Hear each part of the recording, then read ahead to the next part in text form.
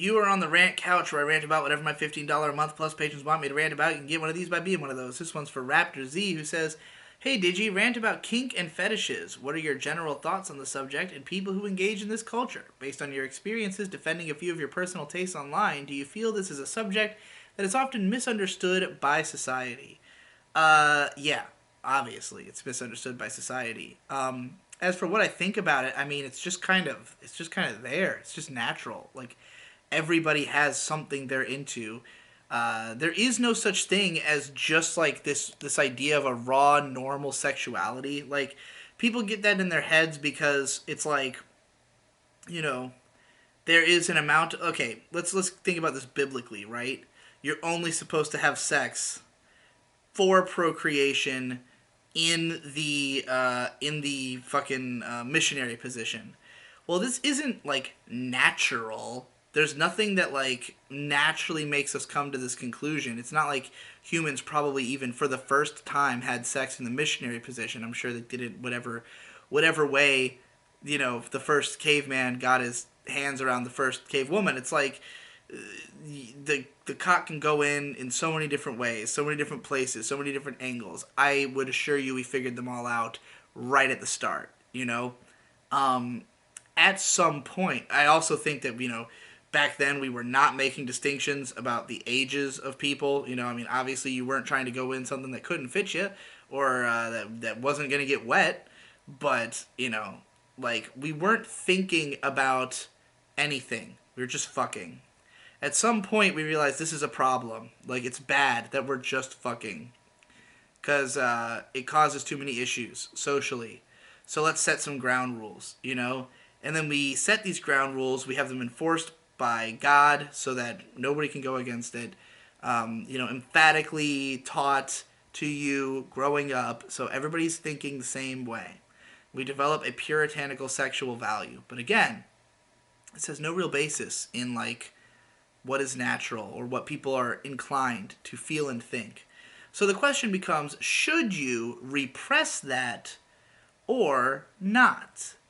And I don't think that repression is generally a good idea because it leads to people not understanding themselves.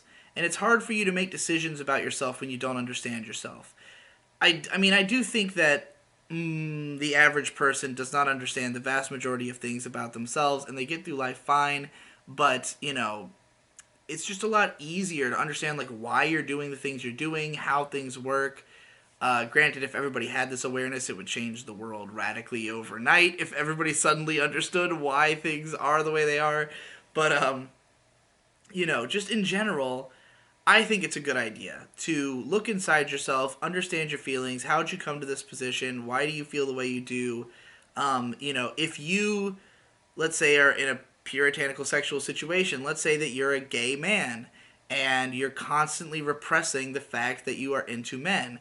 Well, you're going to find yourself having loveless sex with women, constantly wondering what's wrong with you, thinking that you are a devil of some kind.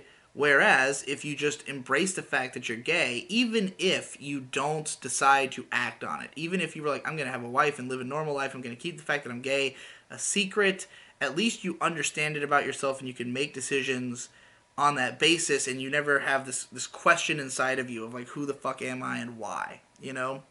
So then we get to the fact that it's more complicated than just being as straightforward as, like, I'm gay, I'm into men, so I want to fuck men. There's also the fact that we grow up in such a weird and convoluted society where there's so much information and there's so many different things getting crossed in our brain. Our brain, which is not in a solid state, it does not have, like, a clear mental image of a person and that's that person and they exist in your mind. It's like, it's all just a bunch of random synapses and impulses and, like, vague ideas of memories. All that stuff is constantly getting jumbled up. So what that results in can be strange.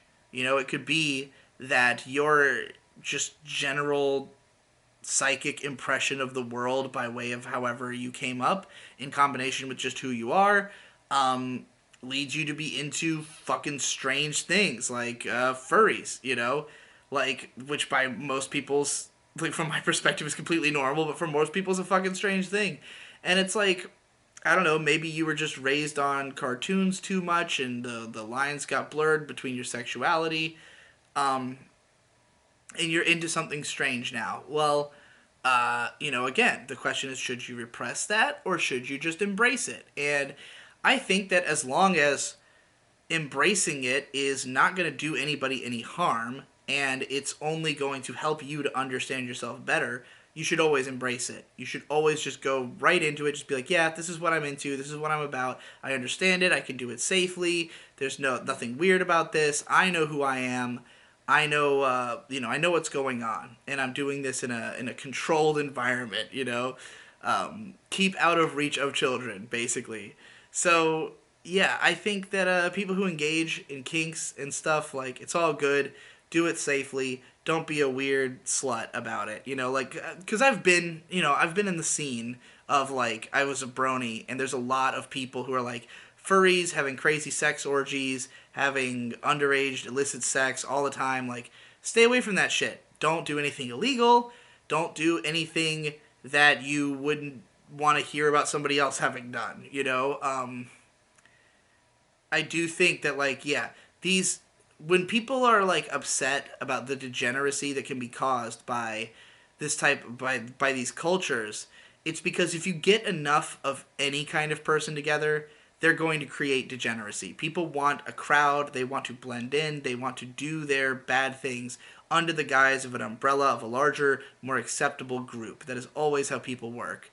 So, like, yes, I do think these communities spawn a lot of bad things, but I don't think it's their fault. I think that that's just a natural consequence of any group.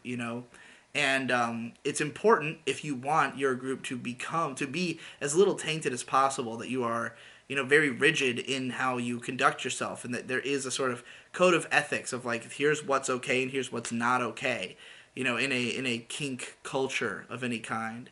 Um, but yeah, the subject is definitely going to be misunderstood by society, especially because there's always going to be those people. And, like, anybody who's intellectual will understand intellectually that, like, that is the case, that, like, yeah, bad apples spoil the bunch, like, not all whatever's, like, it's that stuff is obvious. It's common knowledge. Anybody who's smart will recognize that and will just feel that way, and they don't need it to be explained to them. But, like, to the average general public who doesn't make those kind of assumptions or that kind of basic logic, it's just like, oh, that guy fucked dogs and he was a furry, so furries fuck dogs. And it's like, well, I don't know how to change your mind about that, other than that's not how anything works at all. So I hope you can recognize that one day. But you just gotta hope that the people in power and making the decisions are the ones who think rationally, which they're not always. So whatever.